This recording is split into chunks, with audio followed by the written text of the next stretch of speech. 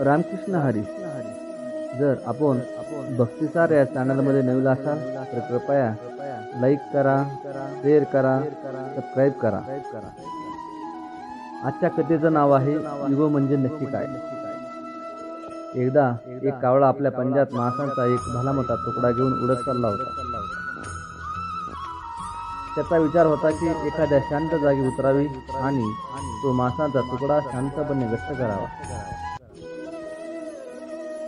थोड्या वेळाने त्याच्या लक्षात आले की काही गिधाडे त्याच्या मागे लागली आहेत. ती गिधाडे बघून तो कावळा घाबरला. त्याला वाटले की ती गिधाडे त्याला मारण्यासाठी त्याच्या मागे लागली आहेत. त्या गिधाडांच्या तावडीतून सुटण्यासाठी तो कावळा आणखी जोरात आणि आणखी उंचीवरून उडण्याचा प्रयत्न करू लागला. पण त्याने त्याच्या पंजात धरलेल्या मांसाच्या जड तुकड्यामुळे हे काही शक्य होईना. कावळ्याची चांगलीच दमछाक झाली. त्याला काही फार उंचावरून उडता येईना. एक गरुड ही गंमत बघत होता. शेवटी तो गरुड पक्षी उडत कावळ्याजवळ आला आणि म्हणाला, "का रे बाबा, काय भानगड आहे? तू एवढा घामाघूम का झाला आहेस?" तो कावळा म्हणाला, "हे गरुडा, ही गिधाडे केव्हापासून माझ्या मागे लागली आहेत. ती माझ्या जीवावर टपली आहेत. त्यांच्यापासून बचाव करण्यासाठी मी अजून उंचावरून उडायचा प्रयत्न करतो आहे."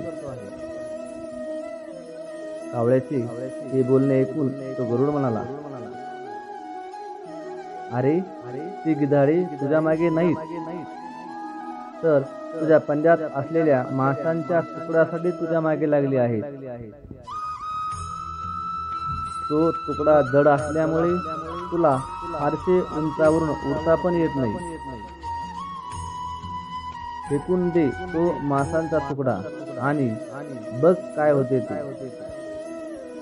कावळ्याने त्याप्रमाणे केले.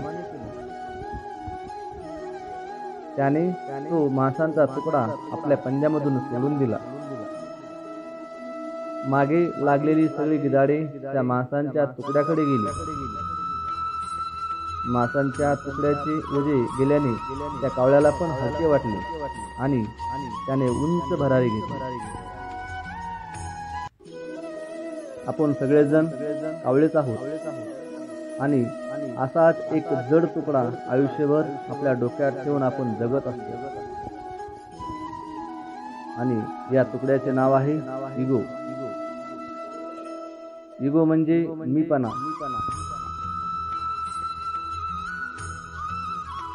किंवा स्वतःविषयाच्या काही भ्रामक कल्पना. आपण कुणीतरी खास आहोत, आपण फार हुशार किंवा बुद्धिमान आहोत, आपल्याला सगळे काही कळते किंवा समजते, आपण दादा आहोत, आपल्याकडे भरपूर शिक्षण किंवा संपत्ती आहे. अशा प्रकारचे भ्रम अनेकांना झालेले असतात. आपली इज्जत, आपली प्रतिष्ठा, घराण्याची आबरू अशा नावाखाली अनेक जण या भ्रामक कल्पना प्राणपणाने जपत असतात. आपला इगो कुरवाळत असतात. मग यासाठी शत्रुत्व आले तरी चालते, माणसे तुटले तरी चालतात, पण ज्यांना इगो नावाचा अवजड तुकडा सोडणे जमते तेच उंच भरारी घेऊ शकतात. एकदा तरी आपला इगो बाजूला ठेवा, विसरा, सोडून द्या. बघा काय चमत्कार होतो. जरा थोडंसं आत्मपरीक्षण करून पहा आणि शोधा. रामकृष्ण हरी.